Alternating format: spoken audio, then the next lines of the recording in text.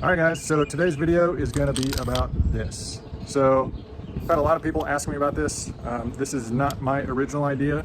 A buddy of mine actually had one very similar to this, and I think he got the idea from some people online, but I figured I'd share my version of it. So what this is just the lower adjustment part of a set of aluminum crutches, you know, the kind that you use when you break your leg. When you get an old crutch, they're all assembled a little differently. This one was actually, there's two tubes that come down and attach on either side of this, and there's just a rivet that goes through all three tubes.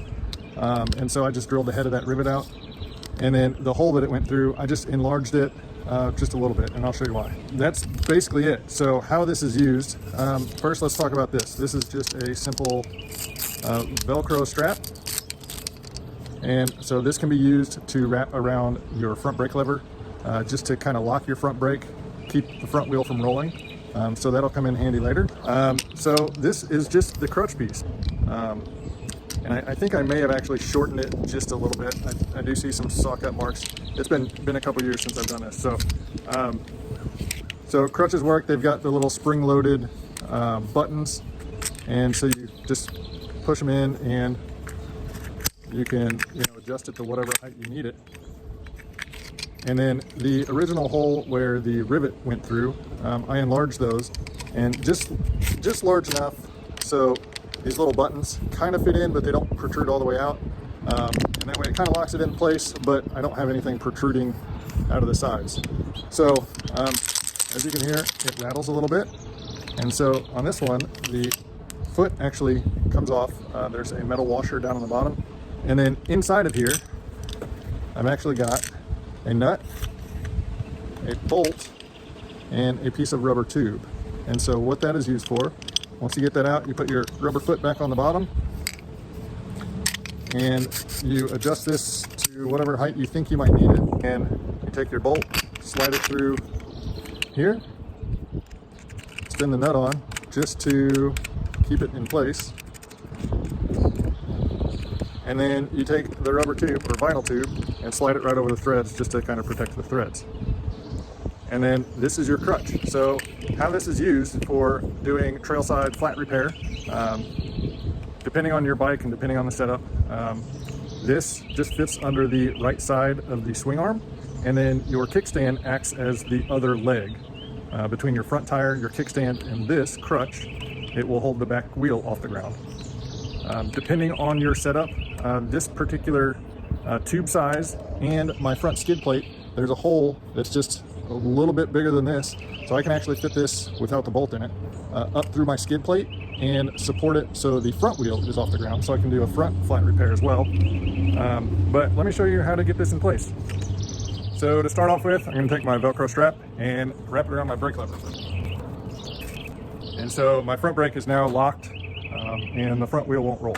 But basically I'm going to stand on the left side of the bike, kind of rock the bike towards me, still on the kickstand, and then position this under the swing arm so it supports the rear wheel. Now obviously if you're needing to pull the rear axle, you want to make sure to loosen that before you get the rear wheel off the ground, because depending on the terrain you're on, this isn't the steadiest thing, but it's pretty steady. So I need to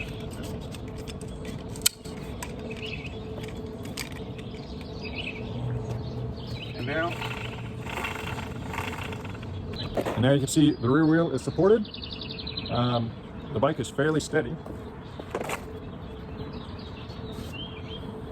And I can pull the rear wheel off, do a flat repair, get everything back together, and drop it down. So on the DR650, there's also a pivot for the rear brake pedal. It's like built into the frame. And so this particular size bolt that I chose fits right in that pivot.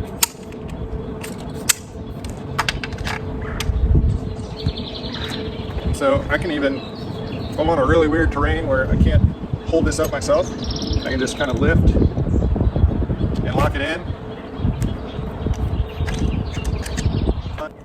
But you'll just have to find those scenarios that work best for your bike. Now I recently we used this on my buddy's KTM, and it worked out great.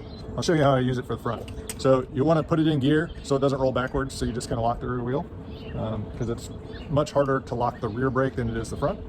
And I'll show you how I get the front in here. So with it up through the hole in my skid plate, I can just lift. I forgot I still have my front brake locked.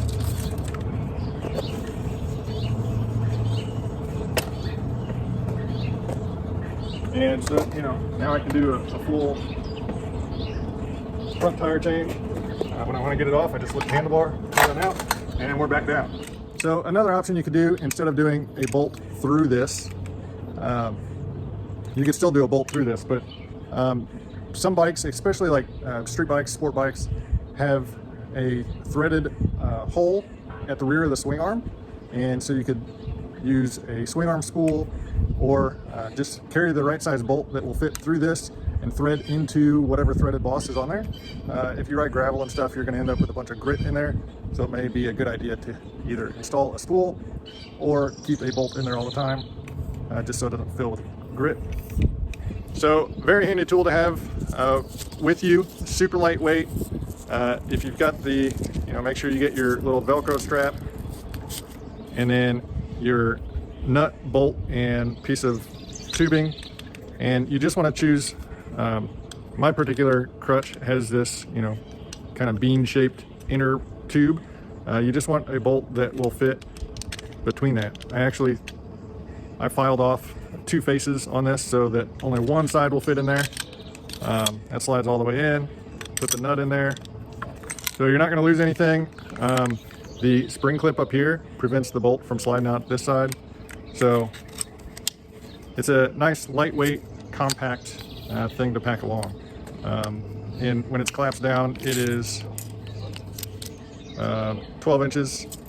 The outer tube on mine is about 9.5 inches, and then the inner tube, you know, is just about 12 inches. So I didn't modify the inner tube on mine, just the outer tube. I cut it down to length. Depending on your skid plate or whatever you've got on the front, you could also, you know, add a nut and bolt up there, or a hole in your skid plate to put the nut and bolt through, just for a support place on the front if you wanted to change front tires.